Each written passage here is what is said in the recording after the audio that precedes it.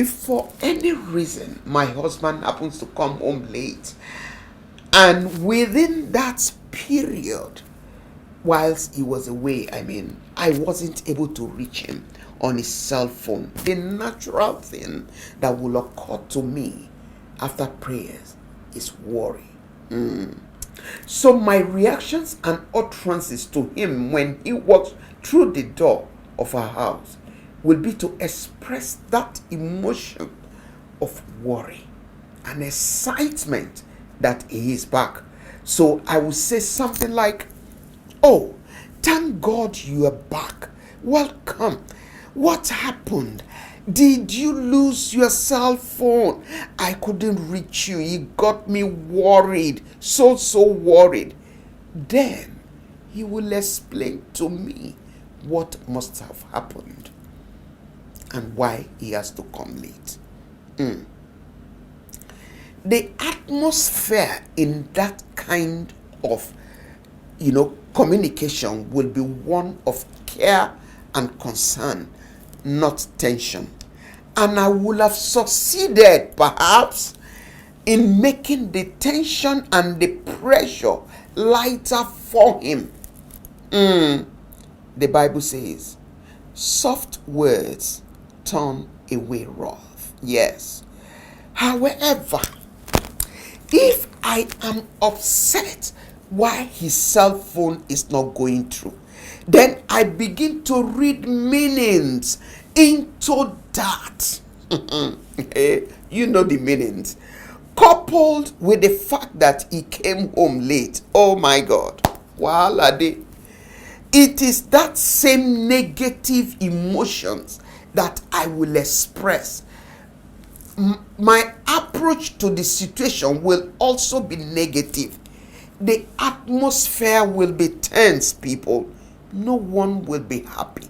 In fact, I will have succeeded in putting more pressure, more tension on what he must have gone through outside, because I am totally oblivious of what might have happened and what he's been through, either in his office or on his way home.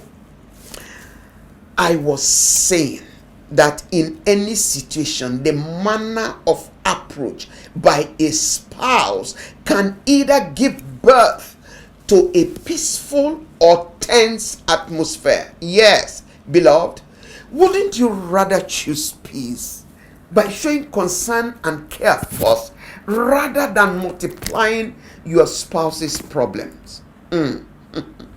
So your spouse did not get home on time. He or she may have made a mistake, did something that you are not happy about, or did not meet your standards or expectations.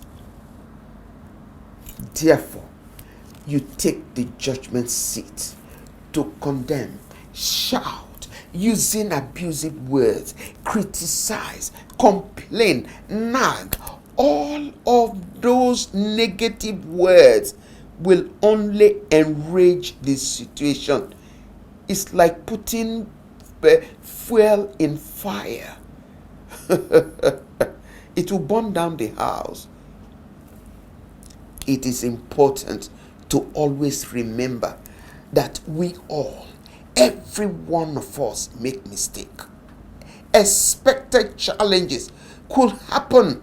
We fall and even fail, people, because we are humans, you see, and sometimes our emotions get the better of us, but we give ourselves grace. We must extend that same grace that we gave to ourselves to our spouses at such times, knowing that no one is perfect. Just like you are not perfect. Saints, we must be intentional about how we use our mouth, especially on our spouses. So James 3:10 in the Message transliteration of the Bible have this to say. It says, With our tongues, we bless God, our Father. With the same tongues, we curse the very men and women He made in His image. Curses and blessings out of the same mouth. My friends, this can't go on. It cannot go on, people. See, it is much more, like I will always say, it is much more valuable to look for the strength in the life of your spouse. You can gain nothing by magnifying their imperfections and weaknesses. You must know and come to terms with the truth that you are quite different from your spouse. This purpose is never to irritate you, but to kill your flesh, to make you become more Christ-like. Selah.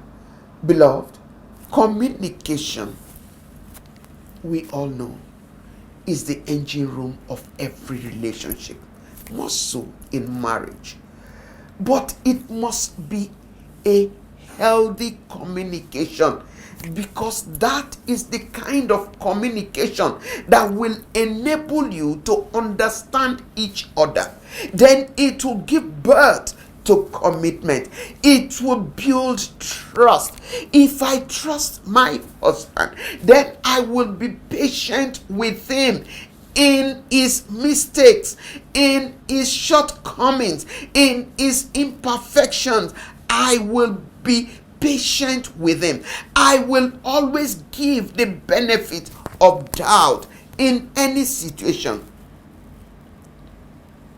And sacrifice will never be an issue. It all stems, it just snowballs from communication. When that happens, what happens to our relationship is that we will thrive, we will blossom and build deeper intimacy.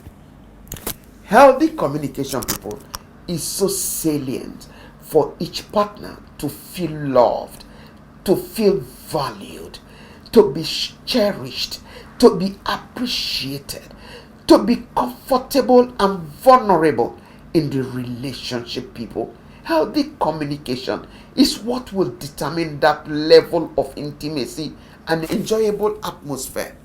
Please, saints, let's learn to keep our emotions in check. Let's be intentional about nurturing healthy thoughts concerning our spouses. It will help us with our utterances and actions. So Proverbs 23:7-8 says, as a man thinketh in his heart, so is he. The way you think is the way you are. I like the way Proverbs 4:23 puts it in the Good News translation of the Bible. It says, be careful how you think. Be careful how you think about your spouse. Be careful how you think about their shortcomings. Be careful how you think about their imperfections and their weaknesses. Don't magnify them. Be careful how you think, because those thought patterns will shape your life and the life of your relationship and the life of your union. So be careful with your thought patterns. Please, people, think healthy thoughts so you can speak life. That's it for today. Please keep a date with us next week, same time. So until I come your way next week, remember, your union and my union are the platforms to showcase the love of God and remold the lives of our spouses. Therefore, live as one indivisible unit. God bless you.